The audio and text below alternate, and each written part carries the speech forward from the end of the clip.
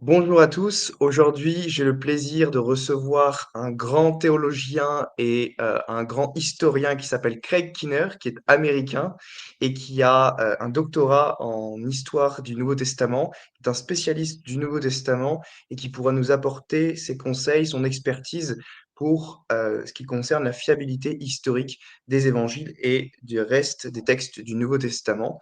Et donc, j'ai le plaisir de le recevoir aujourd'hui sur ma chaîne. So hello, Craig. Nice to meet you, and thank you for coming on this channel.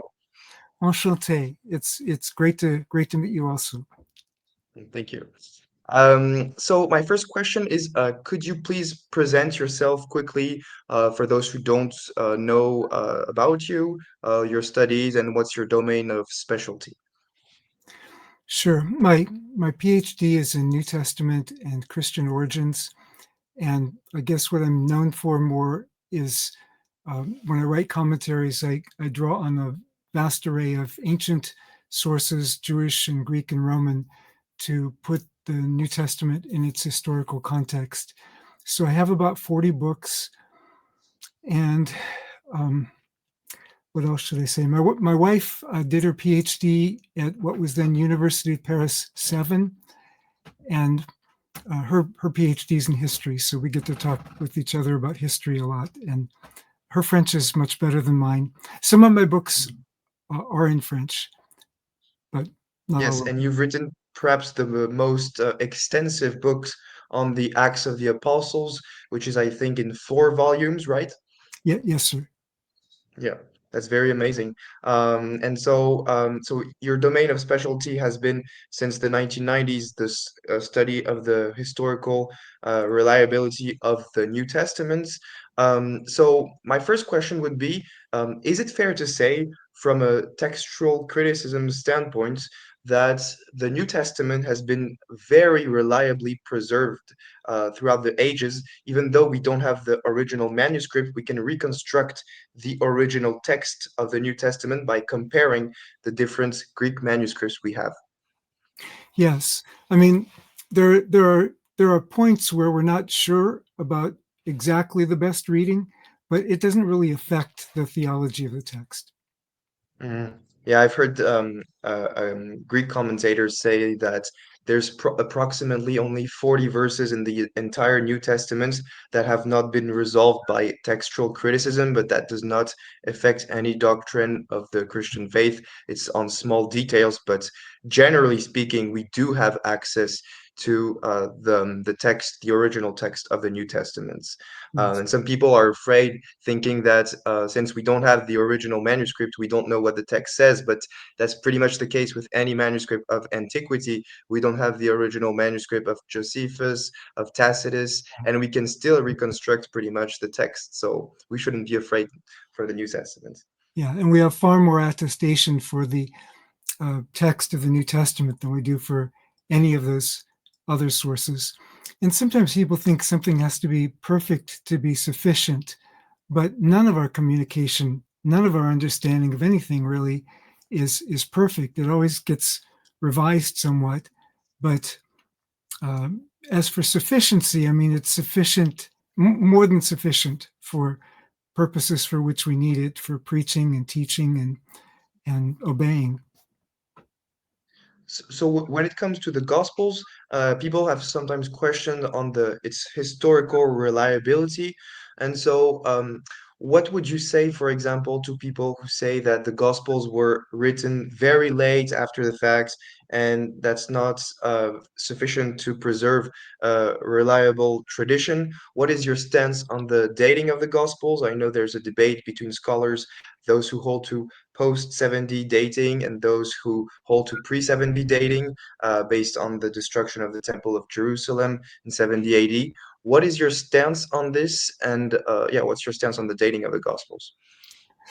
Depends on which gospel. I mean, um, I wouldn't date them all at the same time. Personally, I do date some after 70, um, some before 70. Certainly, I date Mark before 70. I don't think Mark would have written about the destruction of the temple the way he does. Um, like it's like Jesus coming and the destruction of the temple. It's like Mark he doesn't identify them, but they look so close together. I think he would have distinguished more if it were after 70. But be that as it may, and I'm writing the ICC commentary on Mark's Gospel right now in several volumes. So I've looked at that in considerable detail. But the exact dating with Paul's letters, it's a lot easier to do exact dating than it is with the Gospels. But the majority view of scholars, wherever they date things exactly, majority of view of scholars dates all the Gospels, the four that we have in our canon, to the first century. And if the first century, that's really the most important thing for this question, because in oral historiography, when they study, the development of how information is passed on, they distinguish between what they call oral history and oral tradition. Oral history is the period when the eyewitnesses are alive, or those who knew the eyewitnesses are alive. It's usually considered to be about 60 to 80 years. Sometimes they go to 100 years. Anything in the first century, anything up into the period of Papias in the early second century, is within living memory of Jesus' ministry. So by those standards, the standards of living memory, whenever you date the Gospels, we should regard them as a very reliable source. I mean, you look at the what's usually considered the best, most complete, certainly, biography of Alexander the Great, and people don't seem to have problems with that, with Arrian's work on Alexander the Great in 5 volumes.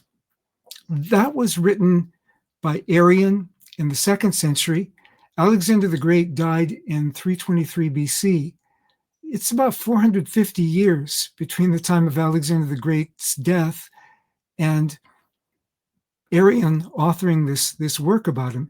Now, of course, Arrian has some older sources, but he's not always sure, or we're not always sure that he's correct about which of the sources really are from eyewitnesses and which aren't. He's writing 450 years after. In the case of Mark, the usual critical dating of Mark is about 40 years after Jesus' public ministry. And again, some of us date Mark earlier than that. But I mean, we're talking about like 1/10 the time. So people nitpick with the Gospels in a way that they wouldn't with some other historical works. And I think that is, people talk about Christians have a canonical bias. I think it's quite different. I think it's that people who attack the Gospels have an anti-canonical bias. If they weren't in the Bible, if these were biographies of some other historical figure, people would jump at it. They'd say, "Wow, look at all the information we have about this person." Mm. Yeah, so I agree with you. It's important to compare, not just take Christianity from an isolated standpoint. You have to compare it to other documents in history. And as you said, for Alexander the Great, the best sources are more than 450 years after. There's Arian and Plutarch, I think, that are the two sources Maybe second century. for Alexander the Great. And yeah, the Gospels, it's a few, perhaps like 20 to 60 years after. Depends if you have some people. I've seen historians date the synoptics some before 70, but even if you take the later dating, like Bart Ehrman would say, Mark approximately 70, Matthew and Luke like 80, 85, and then John in the 90s. That's more the consensus view. So even if you take the liberal view, I mean, it's still very close up to the facts. So there's no worries about this. So thank you for your answer on this. My second question would be, what is your stance on the traditional authorship of the Gospels? Um, uh, Tradition holds that Matthew, Mark, Luke, and John really wrote the Gospels. There it seems to be a consensus based on external sources: Mhm. Papias, Irenaeus, the fragment of Muratori, Clement of Alexandria, Tertullian, Origen. I think we have like 6 or 7 independent sources in the first 150 years after the Gospels were written that attributes these Gospels to Matthew, Mark, Luke, and John, and all our manuscripts seems to hold these titles: Gospel according to Matthew, Gospel according to Mark, etc. So it would seem that from the external evidence, that's pretty good compared to other pieces of work in antiquity. Mhm. Yeah, the external. Sorry. Yeah, the Yeah, we can classicists build on this. classicists often will start with the external evidence because it's at least concrete. And some of that external evidence that you mentioned is from within living memory, like we talked about. Papias certainly is writing within living memory. Justin Martyr is, well, if you take the late date of the Gospels, Justin Martyr is writing within living memory of the dating of the Gospels. So uh, the internal evidence is usually where the debate arises among New Testament scholars, because, as you said, the external evidence is really solid. So some of them are I think some of them are slam dunk. Uh, that's American idiom, I guess, for just solidly clear. And then some of them are more debated. Our evidence is not as strong. So one that I think I can make a really good case for, in particular, is Luke's gospel, Luke Acts. Um, yeah, Luke, well, he wrote 2 volumes, the Gospel of Luke and the Book of Acts. And I think I can make a really strong case for Mark as well.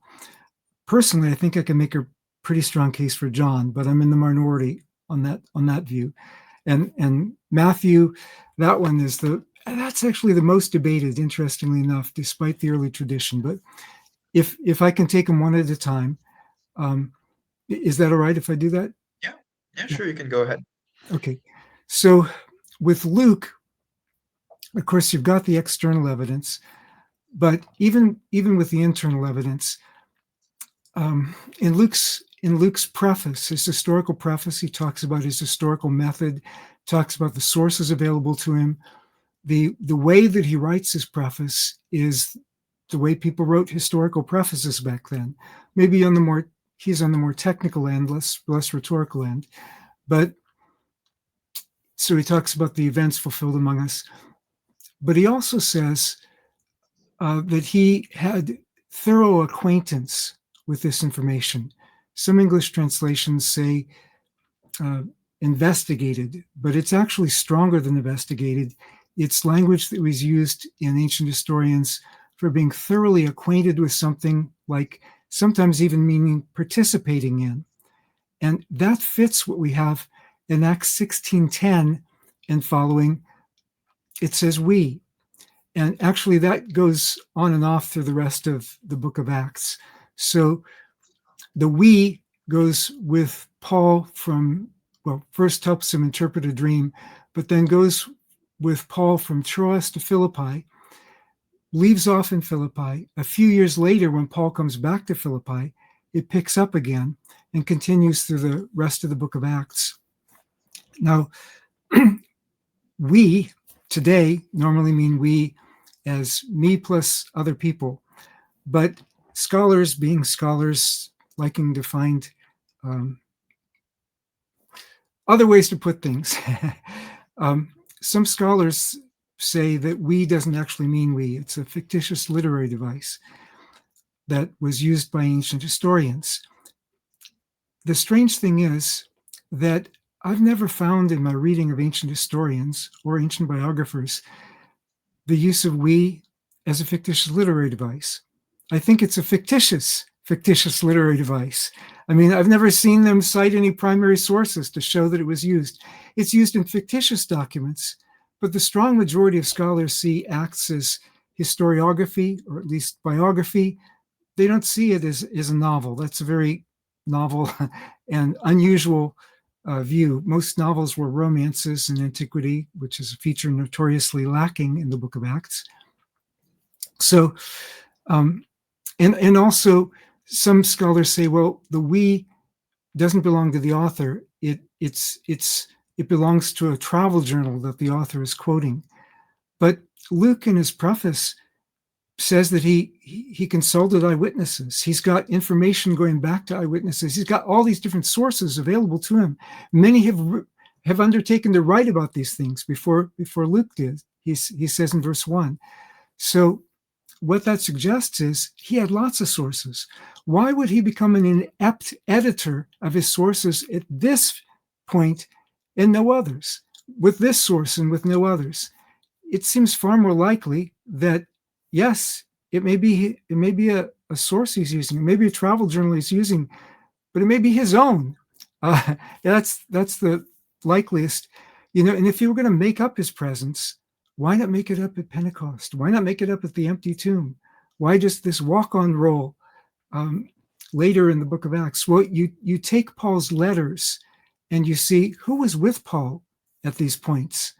Well, the one who's not named already in the book of Acts is Luke. And that fits the external tradition.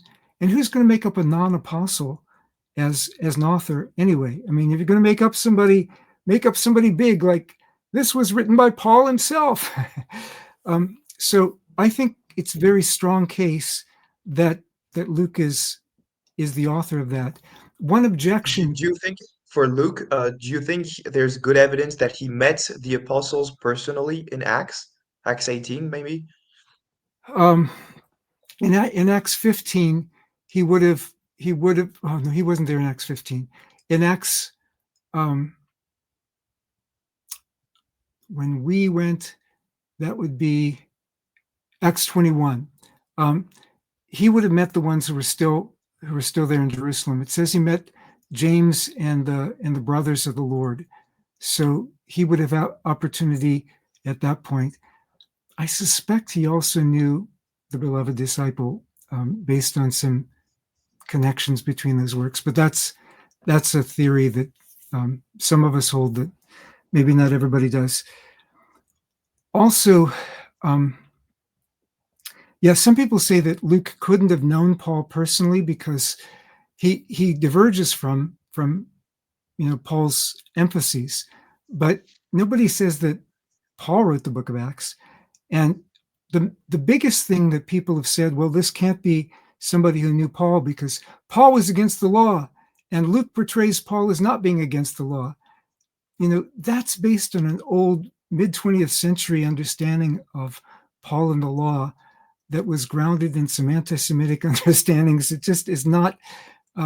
It's not what scholars today hold, especially since the new perspective, Paul within Judaism, and the revisions to the old perspective. I mean, hardly anybody would say that Paul was against the law at this point. So now, as for Mark being the author of the Gospel of Mark, we've got that from Papias within Living Memory. We've got Justin Martyr also speaking of the memoirs of Peter. So, and he quotes from something that's exclusive to Mark. So Papias says that Mark got his stuff from hearing Peter. So I think, and if somebody's going to make it up, why not just attribute it directly to Peter? Ancient authors were allowed to describe themselves in the third person as well as in the first person, and sometimes did both. So why not attribute it directly to Peter? But they attribute it to Mark. And so many scholars, I think the majority of scholars think that the we material in Acts does reflect an eyewitness source, although there's some debate about it. In terms of Mark, I think the majority of scholars do think that it was written by somebody named Mark, but then they say, but that he knew Peter, that's different. And could this really be the Mark that we have? Mark was a very common name. Mark may have been a common name, but it wasn't a common name for Jewish people. And the author He's mentioned in the Peter's epistles, right? exactly John Mark. First Peter 5. Yeah. That Mark was with Peter, so and probably in Rome. I mean, surely in Rome. That's what it means by Babylon in First Peter 5. So it makes good sense, and I think already First Clement 5:5 probably suggests that Peter was martyred in Rome, as well as Paul. So we have very, very early evidence for it, external evidence, internal evidence for Petrine memory there. I mean, it, once you get past the introduction, it opens with Peter's calling. Peter's he's there for almost all the scenes until the Passion narrative. He'd certainly hear Yeah, from the and women. Yeah, there have been there have been statistical analysis that shows that Peter is mentioned more in proportion in Mark than in Luke and Matthew, and so it makes sense with the external and the other internal evidence. yeah, yeah. Richard Bauckham did a great job with that. Uh, Initially, I was not sure, but as I went through the material myself, it just became clear to me, both internally and externally, that Mark is the author. John, actually, he's the one gospel where it claims specifically that this goes back to an eyewitness. So um, now, who the eyewitness is has been debated, but the external evidence, not only among the Orthodox but among the Gnostics, was that it goes back to John the Apostle. And even Eusebius, who interpreted Papias as talking about two different Johns, thought that the John who wrote the gospel was John the Apostle. So um, I do understand the reason for the different attributions, but personally, I think it's John the Apostle. But on that, I'm in the minority of scholars, maybe the majority of conservative scholars, but across the board.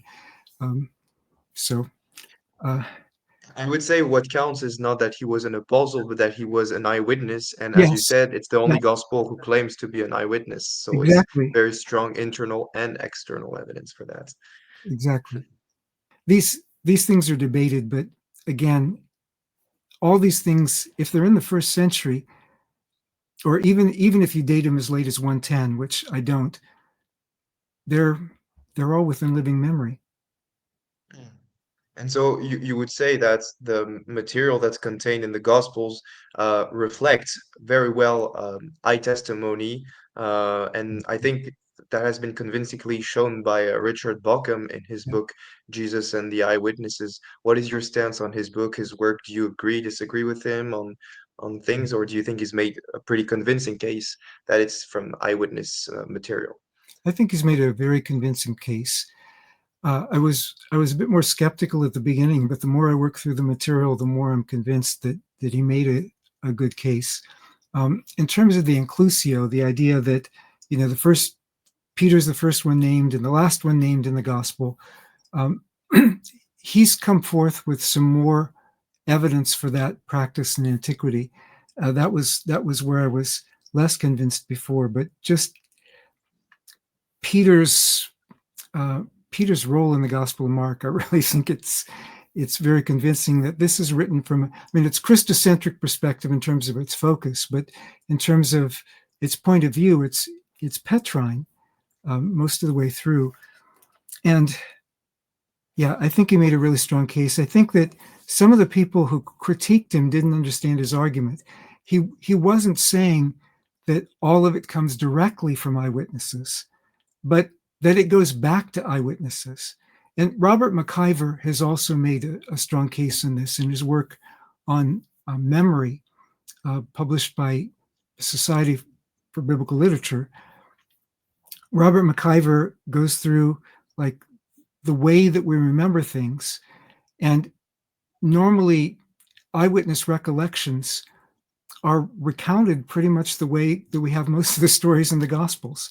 And that's not the only way you can get that kind of story, but certainly that's what we would expect from eyewitnesses. So again, not saying that all of it goes directly back to eyewitnesses, but it ultimately goes back to eyewitnesses. So we do meet Jesus historically. We do meet his voice historically in the Gospels. Mm.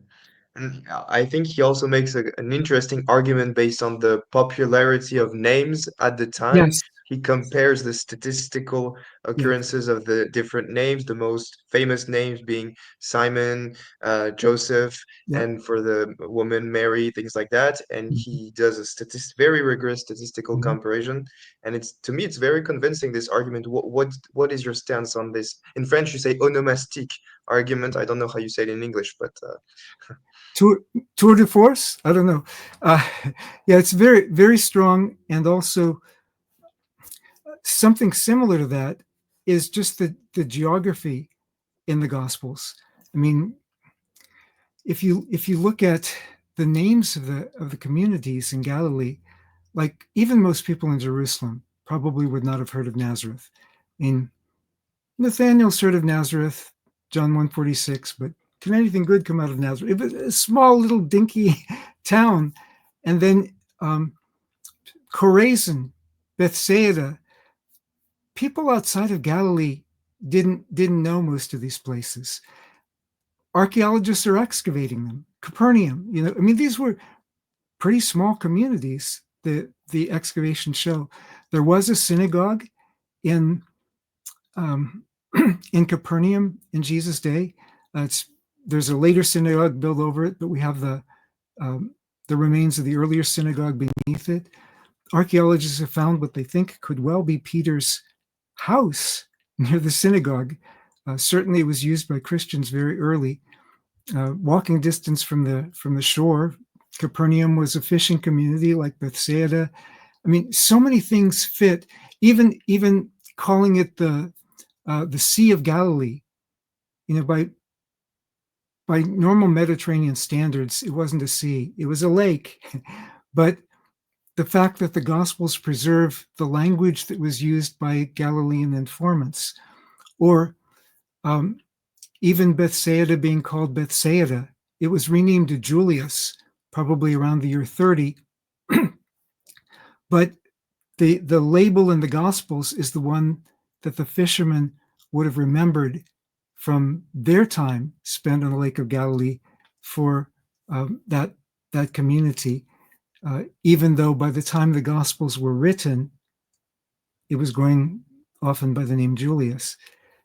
So much fits. So much of even the kind of roof that they let Jesus down through in Mark 5 and in Luke. Matthew leaves out the roof part. He has the same account, but not the roof. But I think Luke actually speaks of a tile roof, kind of adapting it for his audience. Luke 5:19. But in Mark chapter 2, it's the kind of roofs that archaeology shows were used in Galilee. And Luke just kind of updates the language for his audience, but Mark leaves it, the way it was.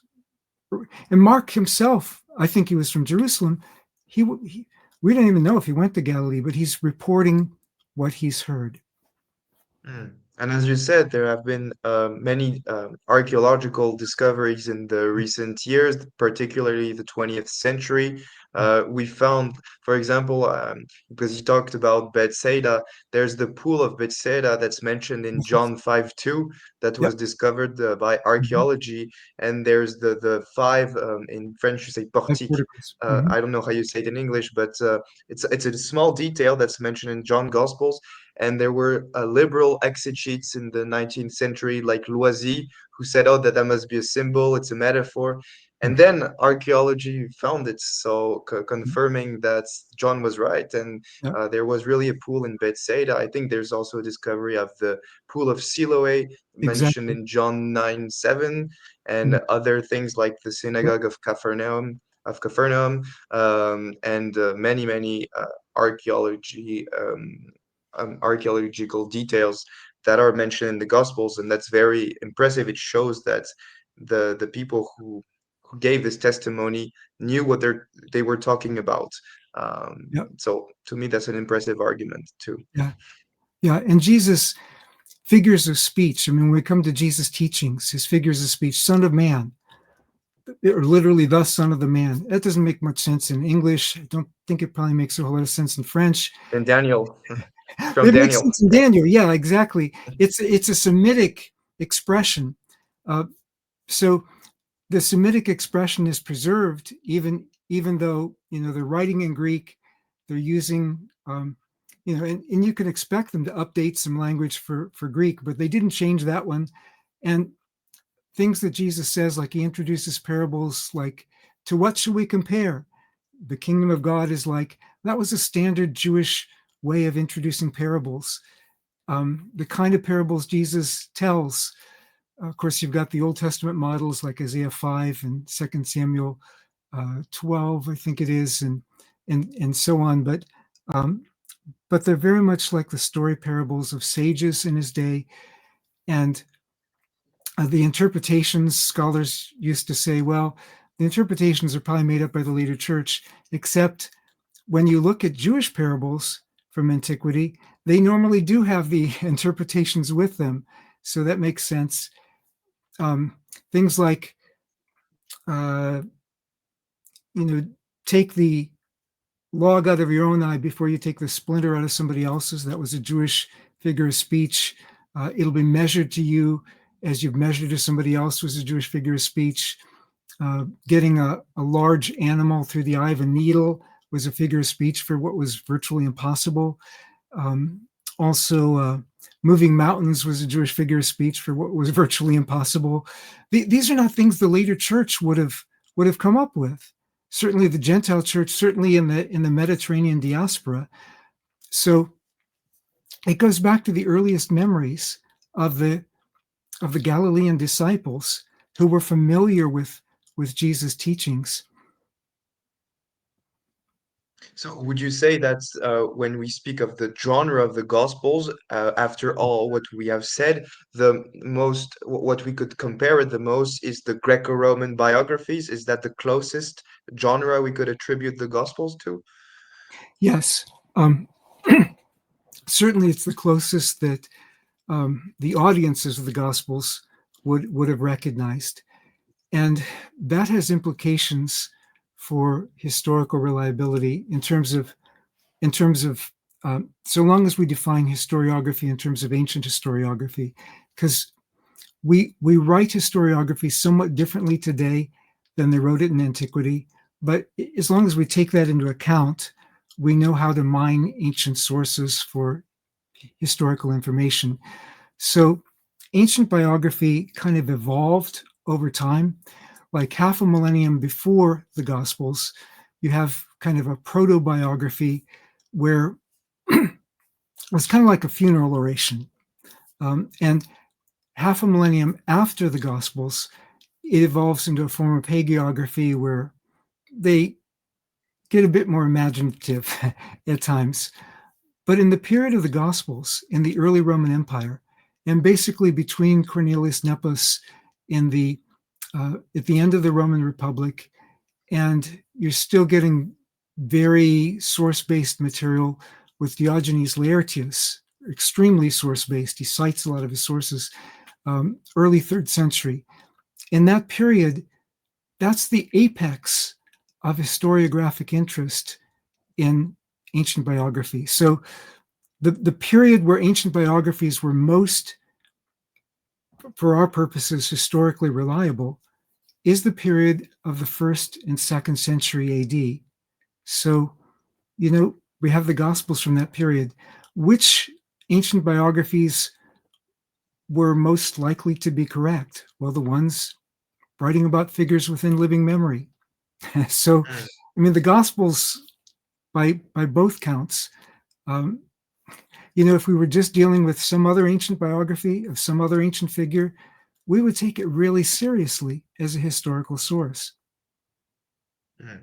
And I would also say that the idea, because some people would say, okay, well, the apostles were very well informed. They gave us all these details in a historical genre, but uh, maybe they just made this up or they lied. That some atheists proposed this online, and I would say that that doesn't hold because of the criterias of embarrassment and the fact that they accepted persecution and Mhm. some even died as martyrs. So I would Mhm. say that arguments like criteria of embarrassment, persecution, and martyr definitely count against the lying hypothesis. Yeah, Do you agree with that? Yep, definitely. Yeah. And how would you compare the genre of the Gospels and the genre of apocryphal Gospels, like the Gospel of Thomas, Gospel of Judas, etc.? They were written later, not in Palestine. And I think Bockham has made a comparison between the statistical names you find in the Mhm. canonical Gospels and the names you find in the apocryphal Gospels, and it doesn't fit at all. Mhm. So I think there's a pretty good arguments against the reliability of the apocryphal gospels. Will you agree with that? Yeah, absolutely. Yeah, the names, and also, I mean, like in the Gospel of Peter, you've got Jewish high priests camping out, and even if it weren't a Jewish holiday, camping out in a cemetery. I mean, the people who wrote some of these later works had no understanding of the original culture, whereas the first century gospels, they get so much. I mean, it fits so much the culture, the environment of Jesus. And again, the Gospel of John that gets challenged the most in that count. The Gospel of John, it fits. I mean, the local topography, like you said, with the Pool of Siloam, the Pool of Bethesda, recent excavations on this places, even the Pool of Bethesda functioned as a healing shrine at some point in antiquity, either afterwards, remembering what Jesus did there, or um, it was maybe remembering what it says in the textual variant in John 5, that the idea that an angel will stir the pool sometimes, but this guy never could get in, and so Jesus heals him. But also the apocryphal gospels, and actually I should pause to distinguish two kinds of what we call gospels. This is really apples and oranges with the New Testament gospels. The New Testament gospels fit the genre of ancient biography, but then you've got the sayings gospels uh, that are the Gnostic gospels tend to be just sayings gospels. Gospel of Thomas is probably the earliest of those. It's often dated around 140, although an argument has been made for it around 170, because it seems to draw on Tatian's Diatessaron. But whichever of those dates you're talking about, neither is within living memory of Jesus' ministry. It's way later than that, and that's probably the earliest of them. And it's got some Gnostic tendencies in them. Gnosticism can't be shown in concrete sources to predate in its full form to predate the second century. So you've got these the Gnostic Gospels. I'm not against collections of sayings. I mean, Proverbs is a collection of sayings, and probably people collected Jesus sayings too. But you've got very Gnosticizing uh, stuff being done in the Gospel of Thomas that suggests that it's written more from their perspective than in terms of preserving the earliest material. But there's probably some memory there, but some of it comes directly from the Synoptic Gospels. It draws on, even the ways that Synoptic Gospels were updating the language for their time, and so on. That it's not going back to Jesus' teachings directly. And then besides those go from second century, mostly late second century, to many centuries later. And then you've got what we more strictly call the apocryphal gospels, which, if you like novels, uh, they're fun to read, maybe, uh, but they come from the heyday of novels, especially the late second and early third century. They're often very fanciful. So Jesus, somebody makes fun of a bird that he's making from clay. So he claps his hands, it flies away. Um, Somebody makes fun of him, claps his hands, the person struck dead. Infancy Gospel of Thomas has has things like that, and then raises him to testify. Um, those are very different. They don't show the same signs of historical memory that you have in the earlier works. And again, all of those are way beyond living memory. And most of them aren't even second century. Most of these, what we call other gospels, are from way later. The only thing they have in common with the first century Gospels is their narrative form. And that's not for the most of the Gnostic Gospels. That's just what we call the Apocryphal Gospels. So it's apples and oranges. They're not the same kind of writing. So going back to the canonical Gospels, how would you answer the objection of people who say, well, the canonical Gospels cannot be trusted because they're contradictory with each other. They contain contradictions. For example, the woman at the tomb or other passages, they would say that the testimonies of the Gospels contradict themselves and therefore cannot be reliable. How would you answer that? E.P. Sanders, who was one of my professors on my doctoral committee, I was his TA for, I think, a year. Um, E.P. Sanders said regarding the women at the tomb, well, this is kind of what you would expect from memory. Like one person saying, I saw him first. No, I saw him first. Um, it eyewitness testimony, actually, you're going to have these kind of differences, but also in terms of the differences among the Gospels, I like Michael Lacona's approach on this pretty much in his book published by Oxford University Press, Why Are the Differences in the Gospels? And he shows how you've got the same kinds of differences in ancient sources. He looks especially at Plutarch, but I found them in other kinds of sources. The kinds of differences you have among the Gospels are often less than the kinds of differences you have between two different works of Josephus himself writing about the same events. So, I mean, they're well within what was expected for the genre. And that's why I said ancient historiography, ancient biography.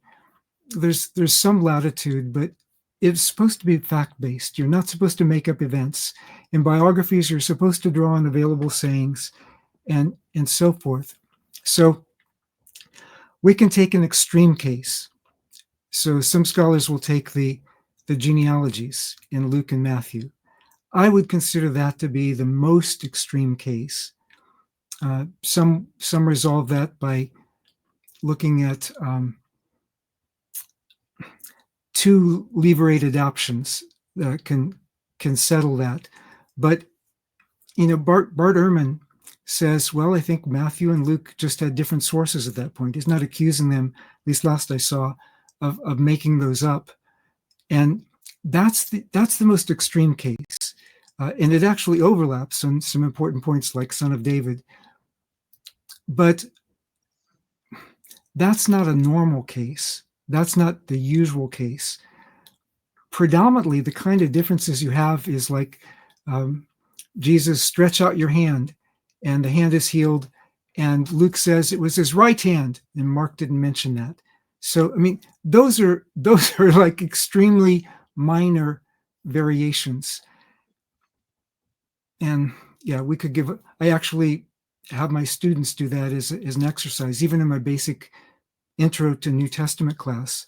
I have them, compare different gospel passages just to see the kind of variations you have. But they don't normally change the meaning. They don't normally change the sense. Things like one that sometimes people say, well, in one gospel, it's the voice from heaven says, this is my beloved son. And in another, it says, you are my beloved son. And they cite that as a contradiction. I mean, come on. by ancient standards, that was not, I mean, you were supposed to paraphrase at least some, or you get accused of plagiarism in antiquity. So, yeah. Anyway, I would say that even if we were to grant that there were contradictions, that would be consistent with any eyewitness testimony. Like in court, when the judges hear out like four different guys giving their testimony, it would be very suspicious if these testimonies were right. exactly identical, word for word. And the fact that they don't try to harmonize and give one version, that shows they're honest and they're just really giving their historical standpoint personally and not trying to make up a unified version and story. So it goes actually against. It's actually an argument in favor of historical reliability. I would say. Yeah, yeah. They're not colluding with each other. Um, yeah. And perhaps one last question on the Matthew 28 objection. Perhaps you know about this. Well, you surely know about this. It's the dead people coming out of their tombs in Jerusalem after the crucifixion. Skeptical people say, well, that's only mentioned in Matthew. How come it's never mentioned in any other historical sources like Tacitus, Josephus, or other Gospels? Why is it only Matthew that mentions it? If it was supposed to be some like big thing in Jerusalem, we would expect to have other historical sources talking about it. What would you say to that argument? In terms of the other historical sources besides the Gospels, that's a that argument shows the person not familiar with ancient history. I mean, Romans, when they wrote about Roman history, they wrote about history. They were concerned especially with Rome. I mean, Pontius Pilate, we have an inscription about Pontius Pilate. Jewish writers like Josephus and Philo mention Pontius Pilate. But the only Roman writer who mentions Pontius Pilate is Tacitus's Annals 1544, where Tacitus says that Jesus was crucified under Pontius Pilate. Pilate only made his name into the Roman sources because of Jesus. So, and the Roman sources were interested in Jesus himself. They didn't care about most, these uprisings, minor uprisings that were settled in these distant provinces like Judea until they became an issue for Rome. So Jesus figures in Suetonius's Claudius 25:4, first around the year 49, when his movement becomes an issue in Rome. Tacitus around the year 64, when Jesus' movement becomes an issue in Rome again. So that wasn't something you expect. Even Herod Agrippa I, who has a major role in Josephus, he's just mentioned in passing in a particular Roman historian who's dealing with the period. It's just not, these aren't things you expect them to care about. But in terms of within the Gospels, now I have friends who interpret it somewhat differently than I do, take it symbolically. A good friend takes it as an apocalyptic literary device. Doesn't look to me like an apocalyptic literary device, looks to me like narrative. But having said that, Mark was not Matthew's only source. um, they're writing within living memory. There are people who remember these things. Papias, at the time that he's writing, he says that he got some of his stuff from eyewitnesses of Jesus, like probably toward the end of the first century. So there were still living witnesses of things. We don't know what Matthew's source was. It obviously wasn't Mark, but Mark also has a reason to play down things. He's got the messianic secret. He's focused on the sign that gets the centurion's confession is when he saw how Jesus died. That's what Mark says. Even though Mark mentions the darkness, that's not what gets the centurion's attention. Mark mentions the rending of the veil, but that's not what gets the centurion's attention. Mark isn't obligated to report everything, even if he knew some of these other things. Matthew isn't, if Mark didn't know some of these other things, that doesn't mean that Matthew hadn't heard it from somewhere else. The narrative leaves a lot of questions like, did they stay alive very long? Did any of them join the church? Matthew doesn't answer those questions. It's not something that he's interested in. Luke, probably he didn't have that source. He probably didn't know about it, if, on my view, he didn't know the Gospel of Matthew yet. So just because it's attested in only one source, I had a student who did his PhD dissertation on ancient biographies written by biographers who actually knew the person about whom they were writing. And he checked to see how much of that material could be verified in other sources that have still survived to this day. And because so little of ancient sources have survived, he found that only 4% of the material, even though they clearly knew these people, they clearly knew about these people, only 4% of their material could be verified from external sources. Now, it's somewhat different when you're writing about figures within living memory. So I compared biographers who were writing about some emperors within living memory. And there, the overlap is like a synopsis of the Gospels. It's kind of what you expect. But again, not everything. They've got some things where one writer has something, another writer doesn't. But omission, for whatever reason, they didn't care about this. They didn't have room for this. Like the paralyzed man let down through the roof in Matthew 9 versus Mark chapter 2. Matthew leaves out the tearing up of the roof. Why? Is he against destruction of private property? I think he just didn't have room. He condenses each of Mark's account. Well, again, on my view of the gospel relation, he condenses Mark's accounts. Doesn't mean he didn't know the story, and it doesn't mean he didn't like that part of the story. It just means you're not obligated to report everything. The gospels are, they're standardized size scrolls. Matthew, Luke, and Acts are about the largest size scrolls. John is about 2/3. Mark is about 1/2. But, if you're going to get longer than that, you have to go to a second scroll, which Luke does for, the story of the continuation with the disciples. But anyway. Well, thank you. Would you like to add anything? Another thing you want to add before the end of this show? Sure. I mean, whatever views we hold on the particulars,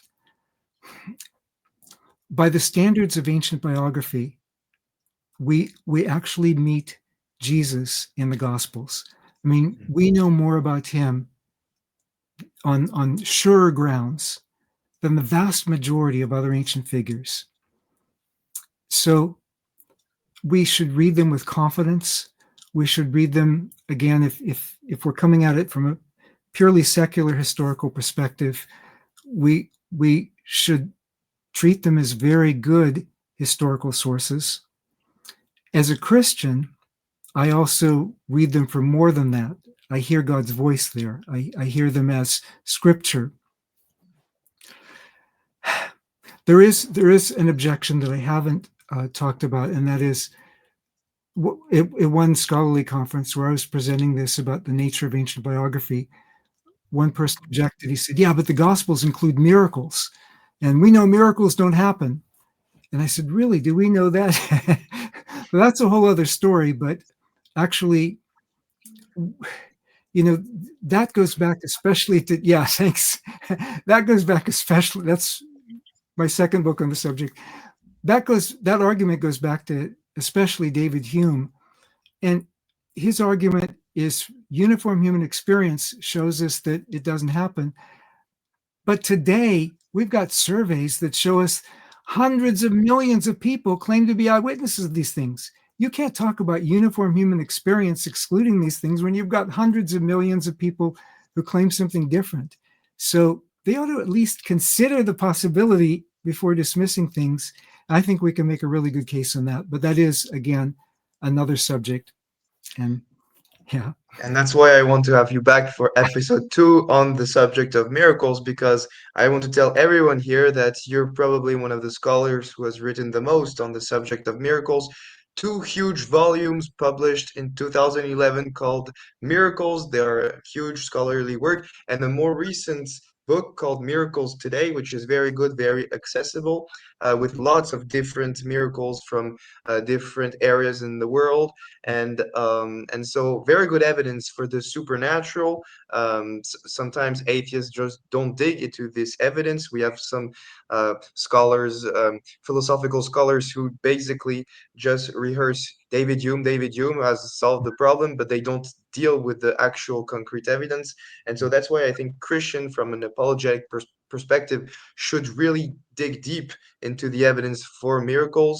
And Craig Keener has provided very good books for that, so we can thank him. And perhaps if he agrees, we can have him back for another episode to talk about these beautiful miracles God still does today. Yeah. Merci beaucoup. And actually, since you're mentioning the books, what I said about ancient biography, I have all the documentation in a book called Christobiography that I think came out in 2019. Okay, thank you for the information. So thank you for coming again on this channel to share your great work. So people can find your books on Amazon. They can just type in your name and see all the books you've written. And so I encourage everyone to go read Craig Keener, to go read Richard Buckham, and all these great scholars, biblical scholars. And yeah, I would be happy to have you back for a show on miracles. So that would be very good. Thanks. Thank you so much. Thank you for coming, Craig. Have a Thank, good thank, day. thank you for having me. Yeah. Yeah. God bless you.